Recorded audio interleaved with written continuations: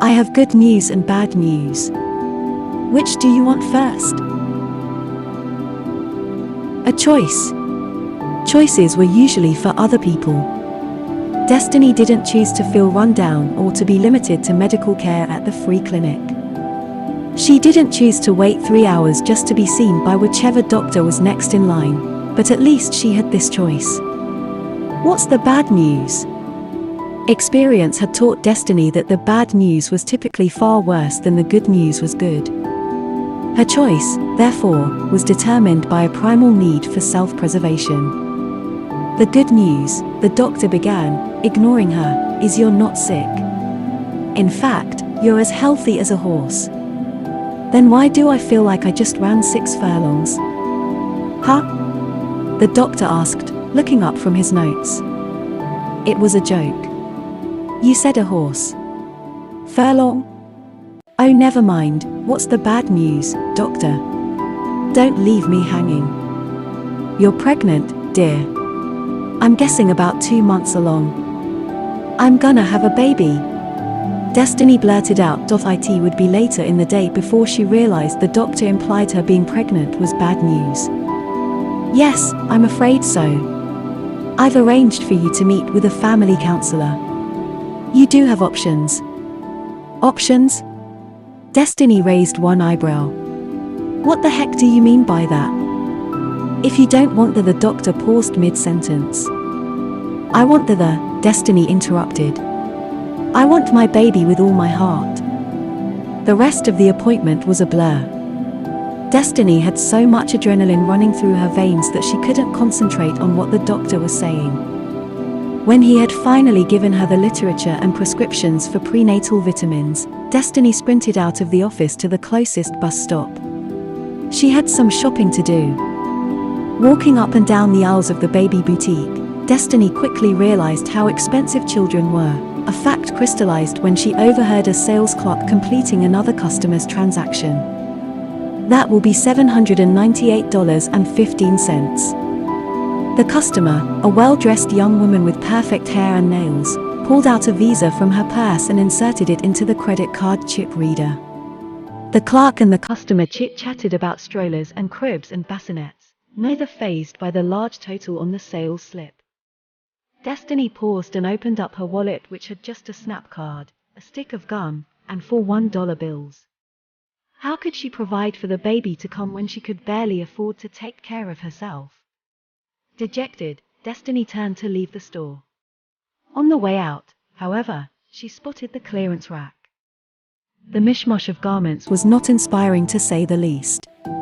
There were odd-colored outfits and mismatched shoes, almost nothing worthy of a second look. Desperate yet determined, Destiny discovered a lone light blue Odyssey with the word love lettered in red on the front. It had been hidden behind a hooded parka with a ripped sleeve. Love, Destiny thought to herself. I can't give you much, but I can give you love. The little outfit had been originally priced at $20, but had been reduced twice to $5. Destiny, committed to purchasing the adorable find, opened the change compartment in her wallet and poured out a handful of mostly bronze coins. As she started to count, she found a single quarter, 4 dimes, and 3 nickels. Without even counting the pennies, she grabbed the Odyssey and marched up to the counter. $5.25, please, the cashier announced, as she folded the outfit and placed it into a bag. I only have $4.92, Destiny answered, as she quickly counted out the pennies. I just found out today that I'm pregnant. It's okay, the cashier said with a wink. I forgot the friends and family discount, so that will be $4.92 exactly. In her life, Destiny had never been so grateful. For 33 cents, the cashier had bought Destiny dignity, and the new mother-to-be would never forget the kindness.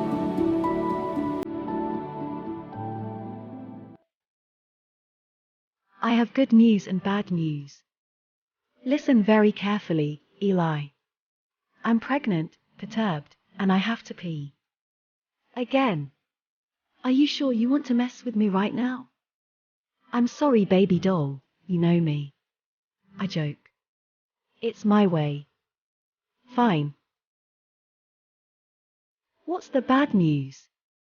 My mom just called, she's on her way over. Destiny is coming.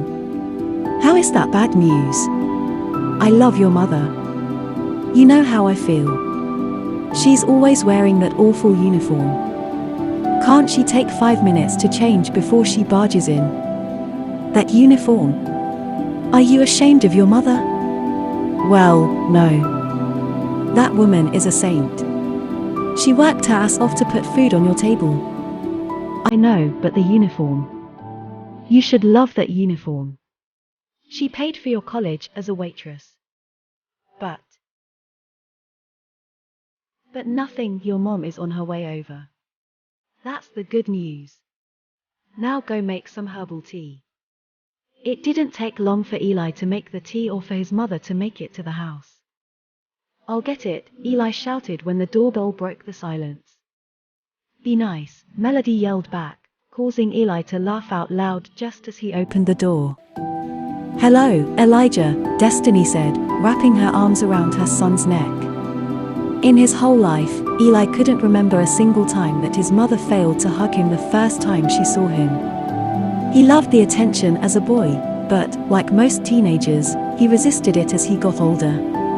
On this day, however, he welcomed the display of affection. His wife had reminded him just how lucky he was, and he wanted his mom to know as well.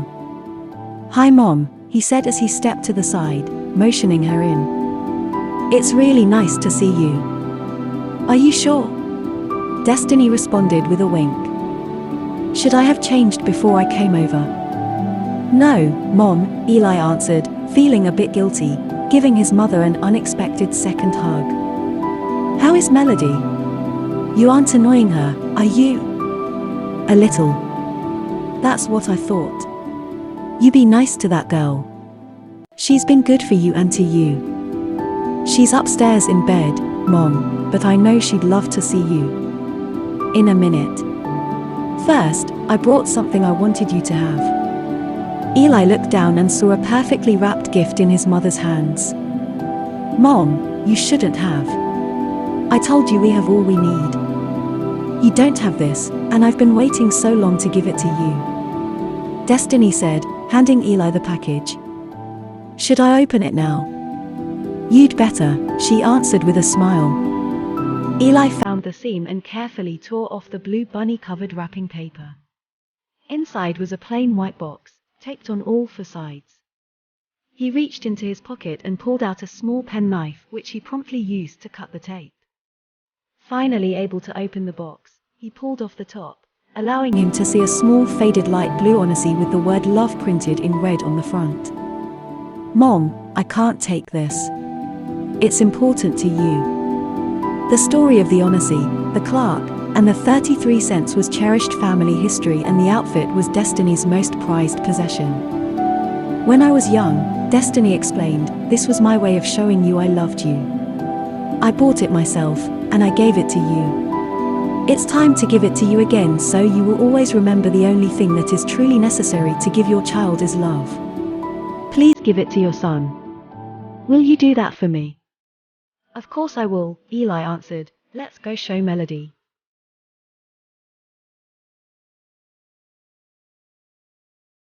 I have good news, Dad.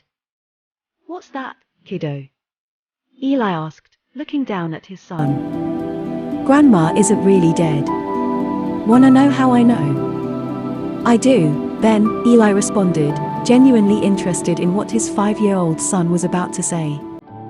Well, my teacher, Mrs. Conroy, she told me that as long as we keep loving people, they never die.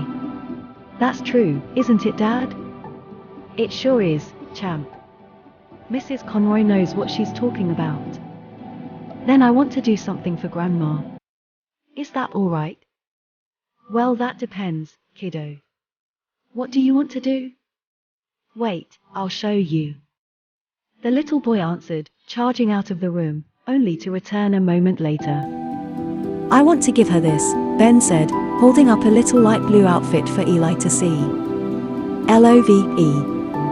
That spells love. Grandma taught me the letters. Can I give it to her so she knows we love her, then she won't really be dead? Ben, where did you get that? I found it in my closet. Grandma told me all about it. Of course, you can give it to her, Eli said, holding back tears. I think she'd like that very much. There wasn't much talk on the way to the funeral home or during the service. Ben made sure to keep very quiet, waiting for the opportunity to give his grandmother her gift. When most of the crowd had left, Eli found Ben. Are you ready? Ready. Great, let's go. Taking his hand, Eli walked with Ben up to the casket where Destiny lay. She looks like she's sleeping, Ben observed, looking up at his father then back down at Destiny. I think she is smiling. I think so, too. I love you, Grandma, Ben said as he laid the small light blue onacy near Destiny's heart. He then reached into his pocket and pulled out a quarter, a dime, and 3 pennies, laying the coins under his grandmother's hand. He whispered something Eli could not hear. Then the two turned around and walked out of the chapel. What did you tell Grandma? Eli asked. It's a secret, Ben answered, with a serious look on his round little face.